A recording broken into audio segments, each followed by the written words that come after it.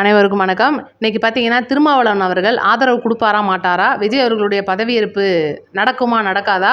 இது எல்லாமே விரிவா பேசப் போறோம். இத விட ரொம்ப முக்கியமா, இவ்ளோ நேரம் வரை திருமா அவர்கள் காலம் தாழ்த்துறதுக்கு என்ன ஒரு காரணம்? ஆளுநர் அவர்களுக்கு எதனால விஜய் அவர்களுக்கு பதவியேற்பு பண்ணி வைக்கிறதுல ஒரு ஒரு சிக்கல் இருக்கு. இத பத்தி டீட்டெயில்டா பேசுவோம். சேனலுக்குள்ள வந்தவங்க லைக் அண்ட் சப்ஸ்கிரைப் பண்ணிக்கங்க. மறக்காம உங்களோட கமெண்ட்ட சொல்லிருங்க. குறிப்பா நம்மளோட வீடியோவ ஒரு 4 பேருக்கு ஷேர் பண்ணி விடுங்க. இப்ப பார்த்தீங்கன்னா, தமிழக வெற்றி கழகத்துடைய ஆதரவு அப்படின்றது 2 மார்க்சிஸ்ட் கம்யூனிஸ்டோட நின்றுச்சு. நேத்து இந்திய கம்யூனிஸ்டோட அலுவலகத்துல இருந்து ஐயா சண்முகம் அவர்கள் பேசும்போது பார்த்தீங்கன்னா, எங்களுக்கு விடுதலை சிறுத்தை கட்சியோட ஆதரவும் இருக்கு தமிழக வெற்றி கழகத்துக்கு. ஆனா திருமாவளவன் அவர்கள் விஜய் அவர்களை சந்தித்து பேசினதுக்கு அப்புறமா அதை அவங்க அறிவிப்பாங்க. ஆனா அவங்க சார்பா நாங்க அறிவிச்சிட்டோம் அப்படின்னு சொல்றாங்க. இப்போ ஒரு கட்சி ஆதரவு கொடுக்கும்போது அவங்களுடைய ஆதரவு கடிதத்தை கொடுக்கணும். இதுதான் நியாயம். கம்யூனிஸ்ட் கொடுத்துட்டாங்க, காங்கிரஸ் கொடுத்துட்டாங்க. இன்னும் விடுதலை சிறுத்தை கொடுக்கவே இல்லையே, என்னடா அது திருமாவளவன் அவர்கள் என்னதான் நினைச்சிட்டு இருக்காரு அப்படின்னு யோசிக்கும் போது தான் தெரியுது, அறிவாலயத்தில் அடப்பு எடுக்கிறதுக்கு இன்னும் எடுத்து முடிக்கல போல. அடப்பு எடுத்து முடிச்சோடனே இங்க வந்துருவார் அப்படின்றதுதான் முக்கிய தகவல். ஐயோ, கூட்டணி கட்சியா வேற வரப்போறாங்களே, நம்ம வேற அப்படி சொல்றோமே அப்படின்றதெல்லாம் நம்ம கேட்கலாம், எல்லாருமே கேட்கலாம், நியாயம். ஆனா இன்னைக்கு பாத்தீங்கன்னா, திருமாவளவன் அவர்கள் தங்களுடைய மக்களோட ஒரு பணிக்கு, தங்களுடைய மக்களுடைய எளிமையான அந்த மக்களுக்கு செய்யற நல்லது, இதுக்கெல்லாம் இன்னைக்கு தமிழக வெற்றி கழக ஆட்சியோட உட்கார்ந்து சேர்ந்து வேலை பார்க்கறதுல அவருக்கு எங்க வலிக்குது அப்படின்றது தெரியல. இருந்தா கூட பாத்தீங்கன்னா, தலித் எம்எல்ஏக்கள் அப்படின்றவங்க தமிழக வெற்றி கழகத்துல அதிக பேர் இருக்காங்க. ஜெயிச்சவங்களும் இருக்காங்க, சில தொகுதிகளில் தோத்தும் போயிருக்காங்க. இது ஒரு பக்கம் இருந்தா கூட எதை தடுக்குது இன்னைக்கு திருமாவளவன் அவர்களுக்கு விஜய் அவர்களுடைய இணைந்து பயணிக்கிறதுல எது தடுக்குது அப்படின்னு பார்த்தீங்கன்னா, அவங்க துணை முதலமைச்சர் பதவி கேட்குறாங்க. இன்னைக்கு விஜய் அவர்கள் ஆட்சியிலும் அதிகாரத்திலும் பங்குன்னு பார்த்தீங்கன்னா, விக்கிரவாண்டி மாநாட்டில் சொன்னது எங்களுக்கு உடனடியாக நிறைவேற்றி கொடுக்கணும், சில கோப்புகளில் கையெழுத்திட்டாதான் நாங்கள் உங்களுக்கு சேர முடியும் அப்படின்றது ஒரு பக்கம் இருக்கு.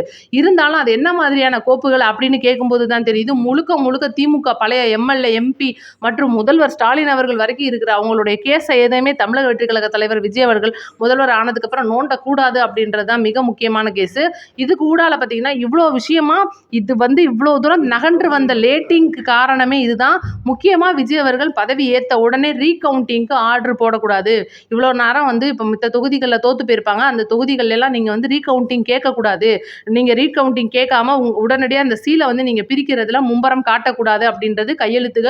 இதெல்லாம் கேட்கறனால தான் விஜய் அவர்கள் திருமாவளவன் அவர்கள் முழுக்க முழுக்க இதை பத்தி ஒரு கதையாவே பேசிக்கிட்டு இருக்காங்க அப்படின்னு சொல்லலாம். இது ஒரு பக்கம் இருக்க, டிடிவி தினகரன் அவர்கள் நேற்று நடத்தின நாடகம் பயங்கர படத்தை விட மிஞ்சின நாடகமா இருந்துச்சு. அவங்களுடைய எம்எல்ஏ காமராஜர் அவங்களே அனுப்புவாங்களாம், அவங்களே அதுக்கப்புறம் இல்லை பொய்ன்னு சொல்லுவாங்களாம், அப்புறம் அவங்களே குதிரை பேரம்லாம் நடந்துச்சுன்னு சொல்லி கம்ப்ளைண்ட் பண்ணுவாங்களாம். இது நீங்க எல்லாம் இப்படி பண்ணுவீங்கன்னு தெரிஞ்சுதானே இன்னைக்கு வீடியோ எடுத்து வச்சிருக்காங்க. அந்த வீடியோவை இவங்களே ஏன்னும் போடுவாங்களாம். இந்த மாதிரிலாம் பல கூத்துக்கள் நடந்திருந்தாலும் இந்த கூத்துக்களுக்கு மைய புள்ளியா யார் இருக்கா அப்படின்னு கேட்டீங்கன்னா, நம்ம ஆளுநர் ஆகிய அவர் தான் இருக்கிறாரு. ஆளுநரா புரோக்கரான்னு தெரியாத அளவுக்கு தான் பெரிய காமெடியா போயிட்டு இருக்கு.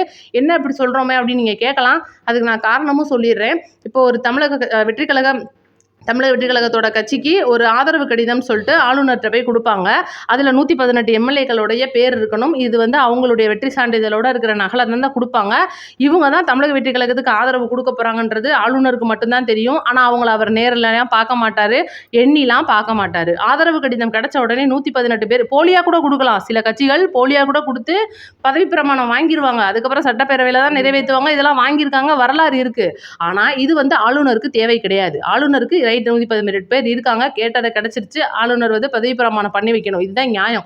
ஆனா பாத்தீங்கன்னா, ஆளுநர் அவர்கள் படிச்சு பார்க்கும்போது 108 எம்எல்ஏக்கள் விஜய் அவர்களுடைய 2 தொகுதியை சேர்த்து 108 படிச்சிடுறாரு, அப்படியே ஒதுக்கிடுறாரு. 5 காங்கிரஸ் இருக்கு, ஓகே ரைட்டு, அவங்க ஆதரவை கொடுத்துடுறாங்க. 2 கம்யூனிஸ்ட், 2 இந்திய கம்யூனிஸ்ட், மார்க்சிஸ்ட் கம்யூனிஸ்ட், 4 ஓகே.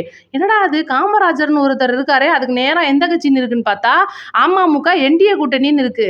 சரியில்லையே, நம்மால் ஒருத்தர் இங்க இருக்கானே, முதல்ல கூப்பிடுறா அப்படின்னு சொல்லிட்டு என்டிஏக்கு ஃபோன் பண்ணிட்டாப்ல. அங்க நேரடியா முழுக்க முழுக்க பிஜேபிக்கு ஃபோன் போய் அங்கிருந்து நம்மளுடைய எடப்பாடி அவர்கள் ஃபோன் போட்டு, என்ன நீங்க எம்எல்ஏவை பார்த்துக்க லட்சணம் இதுதானா, புதுச்சேரியில இருந்தாரு நீங்க, கடைசியில் நேற்று மத்தியானமே அவர் வீட்டுக்கு வந்துட்டாராம் அப்படின்னு சொல்லும்போது தான் தெரியுது, பட்டினம்பாக்கம் வீட்டுக்கு வந்தது இவர் தான். நம்ம காமராஜர் தான் முழுக்க முழுக்க விஜய் அவர்களுடைய பட்டினம்பாக்கம் வீட்டுக்கு போயிட்டு தன்னுடைய ஆதரவை தெரிவித்து கையெழுத்தும் போட்டுட்டு வந்திருக்காரு. ரைட்டு, அப்பா இப்பதான்ப்பா உங்களுக்கு காமராஜர்னு உங்களுக்கு பேர் வச்சதுக்கு நீங்க நல்லபடியா நடந்திருக்கீங்கன்னு யோசிக்கும் போது அப்படியே குட்டு நைட்டு பூரா தூக்கமே இல்லாத அளவுக்கு மாறுது. டிடிவி சொல்றாரு, இல்ல எங்க ஆளை வந்து கடத்திட்டு போய் பயங்கரமா மிரட்டியிருக்காங்க, ஏதோ வந்து போதையில போட்டு விட்டாப்ல போல கையெழுத்த அப்படின்னு சொல்லி உருட்டும் போது, உங்க ஆள் போதையில எல்லாம் போடல, முழுக்க முழுக்க சிரிச்சுக்கிட்டு சந்தோஷமா தமிழக வெற்றி கழகம் மூலியமா மக்களுக்கு நல்லது செய்யறேன்னு சொல்லி வந்துதான் கையெழுத்து போட்டிருக்காரு அப்படின்னு சொல்லிட்டு வீடியோ ஆதாரமும் காட்டிடுறாங்க. மனுஷன் நொந்து போயிட்டாரு அப்படின்னு சொல்லணும். சரி, ஓகே, இதெல்லாம் அவங்க மேல இருக்கிற தப்பு. இன்னைக்கு இதை கேட்கறதுக்கு உனக்குலாம் என்னையா துப்பு இருக்குன்னு கேட்குற மாதிரி தான் ஆர்கே நகர் தொகுதியிலேயே நடந்துச்சு. ஒட்டுமொத்தமா வந்து என்டிஏ கூட்டணிக்கு இவர் சேரும்போது, தமிழக வெற்றி கழகத்துக்கு முதல்ல உள்ள படியேறி வரும்போது பல பெட்டிகளை கேட்டு விஜய் அவர்கள்ட்ட டிமாண்ட் வச்சாரு. ஒரே மிதியா மிதிக்காத குறையா அனுப்பிச்சு விட்டனால இன்னைக்கு பார்த்தீங்கன்னா இந்த மாதிரியான புரளியெல்லாம் கிளப்பிக்கிட்டு இருக்காரு டிடிவி. இதனால தான் முழுக்க முழுக்க என்டிஏ கூட்டணியில் ஒருவேளை 2-3 சீட்டுலாம் ஜெயிச்சிருந்தாருன்னா டிடிவி சின்ராசை பிடிச்சிருக்க கையில் பிடிக்க முடியாது போலேன்ற மாதிரி காமெடியாலாம் நடந்திருக்கும். ஆனால் எப்படியோ ஒரு தொகுதியில் மட்டும் எவ்வளோ கொடுத்து ஜெயிச்சாங்கன்றது தெரியல. இன்னும் இருக்குது அவங்களுக்குலாம் அப்படின்னு சொல்கிற மாதிரி என்டிஏ கட்சியில் இன்னைக்கு அங்கம் வச்சுக்கிட்டு இருக்கிற ஐயா பாமக ராமதாஸ் ஐயா அவர்களுடைய மகனுடைய அன்புமணி ராமதாஸ் அவர்கள் 4 சீட்டோட வந்து தமிழக வெற்றி கழகத்தோட இணைகிறதுக்கு பேச்சுவார்த்தையெல்லாம் நடத்தினாங்க. முழுக்க முழுக்க அதுக்கு அமித்ஷா அவர்கள் பெரும் ஒரு முட்டுக்கட்டையாக இருக்காரு அப்படின்றது ஒரு சின்ன தகவலாக வந்திருக்கு.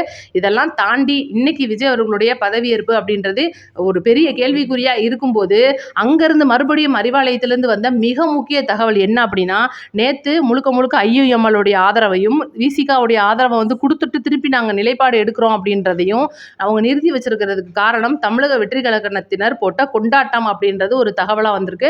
அவங்க வெடி போட்டு கொண்டாடினது, ஸ்வீட் கொடுத்து கொண்டாடினது, ஒட்டுமொத்த தமிழகமே வந்து மகிழ்ச்சி. கொஞ்ச நேரத்தில் வந்து அந்த 1 மணி நேரம் 2 மணி நேரம் மகிழ்ச்சி அப்படின்றது இவங்களுக்கு வந்து அதை சுத்தமாக பொறுக்கலை. எப்படா எங்களை தவிர்த்து நீங்கள்லாம் மகிழ்ச்சியாக இருப்பீங்கன்னு சொல்லிட்டு கொடுத்த ஆதரவை உடனடியாக ஐயுஎம்எல்ல ரிட்டர்ன் வாங்க சொல்லிட்டு விசிகா திருமாவளவன் அவர்களையும் பேச்சுவார்த்தை நடத்திக்கலாம், எப்படியா 2 அமைச்சரை கேளுங்கன்னு சொல்லிட்டு திருப்பி விட்டுட்டாங்க. இதுதான் காரணம். இதெல்லாம் தாண்டி இன்னைக்கு விஜய் அவர்கள் திருமாவளவனோட அலுவலகத்துக்கு இப்போ நம்ம பேசிட்டு இருக்கும்போதே கிளம்பிட்டு இருக்காரு அப்படின்ற ஒரு தகவல் வருது. இதனால பார்த்தீங்கன்னா திருமாவளவன் அவர்களுடைய அலுவலகத்தில் புது புது சோஃபாக்கள்லாம் போட்டு ரெடி பண்ணிட்டு இருக்காங்க. அந்த அசோக் நகர் ஏரியாவே வந்து ஒரு புரட்டி போட்டுட்டு இருக்காங்க காவல்துறையினர். அதிக அளவு வந்து போலீசார் கூடுவாங்க அப்படின்றனால பாதுகாப்பு பணியிலையும் ஈடுபட்டுக்கிட்டு இருக்காங்க.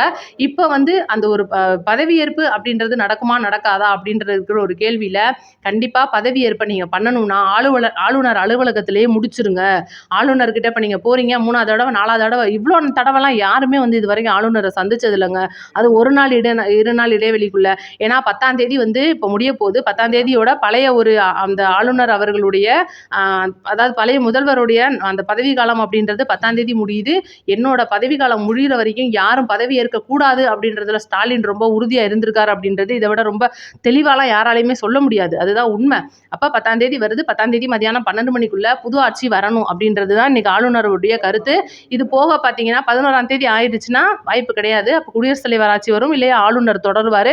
இதுதான் வந்து உண்மையாக போயிட்டு இருக்கும். இந்த ஒரு டயத்தில் இன்னைக்கு சாயந்தரம் கண்டிப்பாக திருமாவளவன் அவர்கள் ஆல்ரெடி ஆதரவும் தெரிவிச்சிட்டார் அப்படின்றது இன்னைக்கு வன்னியரசுடைய போஸ்ட் மூலியமாகவும் அங்கேருந்து வர வட்டாரம் மூலியமாகவும் நமக்கு தெரிஞ்சிருச்சு. அதனால கவலை வேண்டாம். நாளைக்கு மதியானம் 12 மணிக்குள்ள ஆளுநர் அலுவலகத்திலேயே பதவியேற்பை முடிச்சுட்டு நேரு ஸ்டேடியத்தில் கொண்டாட்டத்தை மட்டும் வச்சுக்கிறாங்க அப்படின்றது ஒரு முக்கிய தகவலாக வந்திருக்கு. இன்னும் கூட இந்த வீடியோ நான் பேசி முடிக்கிறதுக்குள்ள என்ன மாத்துறாங்கன்றது எனக்கு தெரியல. அதனால நம்ம சொல்றத மேலோட்டமாக நான் சொல்லியிருக்கேன். கண்டிப்பாக அதிகாரப்பூர்வமாக வந்ததுக்கப்புறம் நான் அடுத்த வீடியோவில் வந்துடுறேன். நோட்டிஃபிகேஷன் ஆன் பண்ணி வைங்க. மறக்காமல் உங்களோட கமெண்ட்டையும் கமெண்ட்டில் சொல்லிடுங்க. இவ்வளோ விஷயம் இப்போ நான் ஒரு விஷயத்தை எப்போவுமே நான் வீடியோவில் சொன்னேன்னா அதை நான் கண்டிப்பாக ஆணித்தரமாக சொல்லுவேன். உங்களுக்கு எல்லாருக்குமே தெரியும். நேற்று கூட வந்து பார்த்தீங்கன்னா முழுக்க முழுக்க பட்டினப்பாக்கத்துக்கு போனது காமராஜ் அவர்கள்னு நான் வீடியோவில் சொல்லாமல் சொல்லியிருப்பேன். அது சொல்லக்கூடாதுன்னு சொன்னனால தான் நேற்று அவரே வந்து ஆடியோ வெளியிட்டு வீடியோ வெளியிட்டு சொல்லிட்டாங்கன்றனால தான் இன்றைக்கி நான் அவரோட பேரெல்லாம் கூட சொல்கிறேன். அந்த மாதிரி இருக்கும்போது இந்த ஒரு தகவலை வந்து உறுதியாக சொல்ல முடியாததுக்கு காரணம் இந்த அரசியல் சித்து விளையாட்டும் சில புரோக்கர்கள் உள்ள புகுந்து பயங்கரமாக விளையாடிக்கிட்டு இருக்காங்க. தமிழக வெற்றி கழக தலைவர் விஜய் அவர்கள் அரியணை ஏறுறது வந்து ஒட்டுமொத்த தமிழகத்தில் பழைய தலைவர்கள் யாருக்குமே பிடிக்கல அப்படின்றது. என்னதான் இப்போ பாருங்க, இபிஎஸ் கூட புது ஆட்சி வர்றது எங்களுக்கு சந்தோஷங்கன்றாரு. எதுக்காக சொல்றாரு? 6 எம்எல்ஏ அதிமுகல இருந்து டிவிகேவுக்கு போயிட்டாங்க. இதுதான் உண்மை. இதுக்கான அதிகாரப்பூர்வ தகவலும் உங்களுக்கு சீக்கிரம் வரும். அதனால தான் நான் இன்னும் வந்து இந்த விஷயம்லாம் நமக்கு வந்துடுச்சு. நான் ஏன் சொல்லக்கூடாதுன்னு இருக்கேன்னா, எல்லாருக்குமே வந்து பெட்டி விஷயங்கள் பயங்கரமாக வந்து சூதாட்டத்தை விட ரொம்ப மோசமாக இந்த அரசியல் விளையாட்டு போயிட்டு இருக்கு. இது தமிழக மக்களோட ஒரு பார்வைக்கு நல்லா தெரிஞ்சவங்களுக்கு தெரியுது. ஒரு சில பேர் வந்து என்னடா அது அண்ணனை இன்னும் அரியணை ஏற விட மாட்டேன்றாங்க அப்படின்னு சொல்லிட்டு ரொம்ப வருத்தத்தில் இருக்கீங்க. ஆனால் பின்னாடி பயங்கர விளையாட்டுகள் நடந்துகிட்டு இருக்கு. அதுதான் உண்மை.